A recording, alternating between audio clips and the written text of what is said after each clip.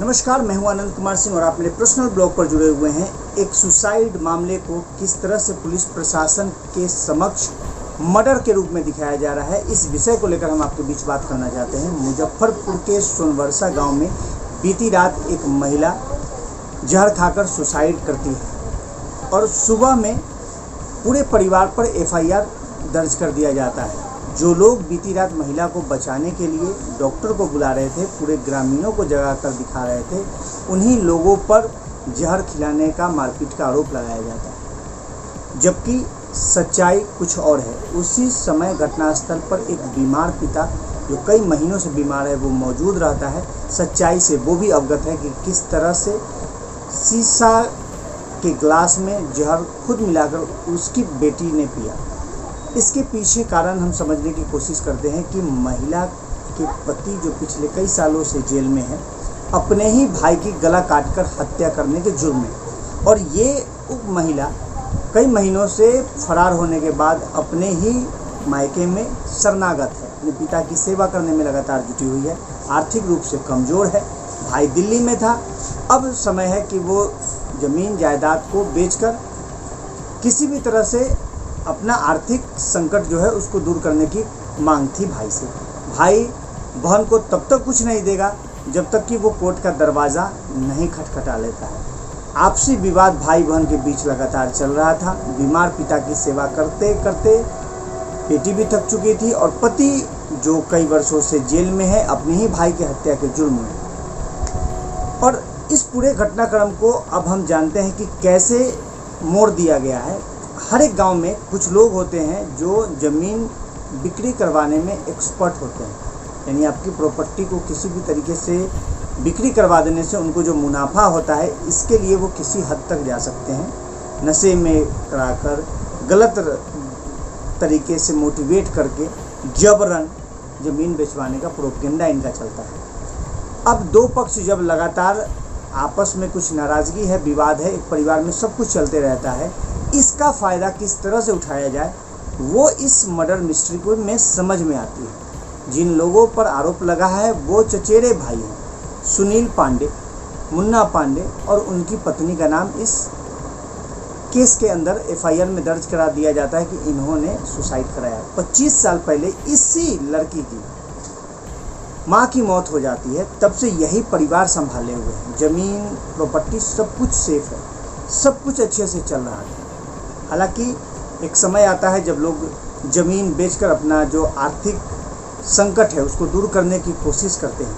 कई मुद्दों पर आपकी नाराज़गी हो सकती है, परिवार में विवाद हो सकता है, इसको आप समझ सकते हैं। महिला जहर खा ले, आग लगा ले, फांसी के फंदे से झूल जाए, ऐसा कई मामले सामने आए हैं। सुसाइड का मामला होता है जिसका पति जेल में हो, लगातार अपने पिता की सेवा करते हो, कहीं ना कहीं उस महिला का एक बच्चा तक नहीं है, शादी के कई वर्षों के बाद एक बच्चा भी नहीं है, तो कहीं ना कहीं इन सब चीज़ों को देखते हुए भी वो मानसिक रोग से बीमार हो सकती है। भाई से अगर वो कुछ आर्थिक मदद चाहती है, इसको लेकर भी वो मानसिक रूप से बीमार हो सकती है। कई मामलों को देखते हुए भी उसने सुसाइड किया होगा। लेकिन इस मामले को अब मर्डर मिस्ट्री में प्रयोग किया जा रहा है, जिसमें कई रिश्तेदार भी शामिल हैं और कई गांव के लोग भी इस षड्यंत्र में शामिल हैं, ताकि एक पक्ष का पूरा परिवार जो है वो जेल के अंदर चला जाए और उसके बाद आसानी हो बड़ी प्रॉपर्टी को कम दाम में बेचने की, और इसके बदले जो उनको ब्रोकरेज और उनको जो मुनाफा होगा उसके लिए ये एक पूरा प्रोपेगेंडा तैयार हुआ है कि कैसे एक सुसाइड के मामले को मर्डर बताना है। पुलिस में एफआईआर दर्ज कराई गई। जो दूसरा पक्ष है वो अब भागते फिर रहा है, भागे भी क्यों ना, क्योंकि उस पर मर्डर का आरोप लगा है।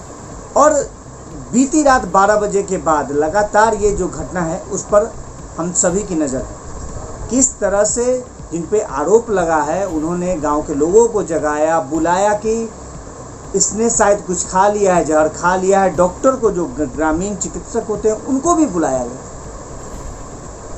तो जो लोगों पे आरोप लगाया गया है फर्जी तरीके का, परिवार में नाराज़गी हो सकती है, आपसी विवाद हो सकता है, सब कुछ हो सकता है, लेकिन किस तरह से जो कुछ लोग हैं, जो हमने बताया कि एक ज़मीन बिक्री करवाने प्रोपेगेंडा, और कुछ रिश्तेदार जिनकी हो सकता है कि ज़मीन पे लालच हो, उनको भी हिस्सा चाहिए। मतलब कई तरीक़े से हमें इस सुसाइड के मामले को सुसाइड के दृष्टिकोण से देखना है। और कुछ लोगों ने इसका निजी फ़ायदे के लिए मर्डर मिस्ट्री का प्लान किया है। पुलिस प्रशासन को भी गुमराह किया जा रहा है, पुलिस प्रशासन को मर्डर बताया जा रहा है, जबकि ये पूरा मामला सुसाइड का है।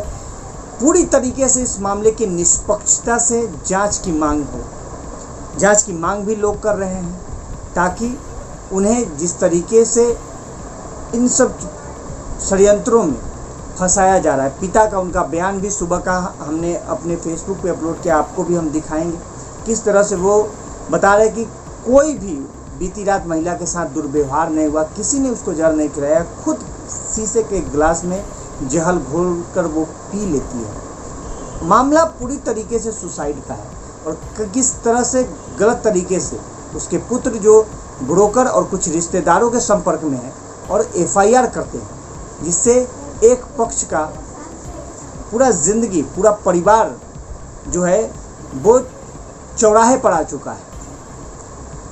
पुलिस प्रशासन से मांग है कि इस मामले की पूरी निष्पक्षता से जांच की जाए और ये जो सुसाइड का मामला है, जिसको एक प्रोपेगेंडा के तहत और एक ज़मीन ब्रोकरेज के बिक्री का पूरा ये मामला जो है, जिस गांव में 4-5-10 लोग जो बिक्री कराने के लिए तैयार है, जिनको मोटा मुनाफा हो, कुछ रिश्तेदार हो जिनको ज़मीन पे लालच हो, वो इस तरह का एक प्रोपेगेंडा रच रहे हैं। इस सभी पहलुओं पर पुलिस प्रशासन निष्पक्षता से जांच करे, तभी सच सामने आएगा। पूरी तरह से इंस्पेक्शन में हम लोगों ने इस चीज़ को समझा है और उसके बाद हम आपके सामने सोशल मीडिया के माध्यम से ये ला रहे हैं कि कैसे एक सुसाइड को मर्डर मिस्ट्री का रूप दिया जा रहा है।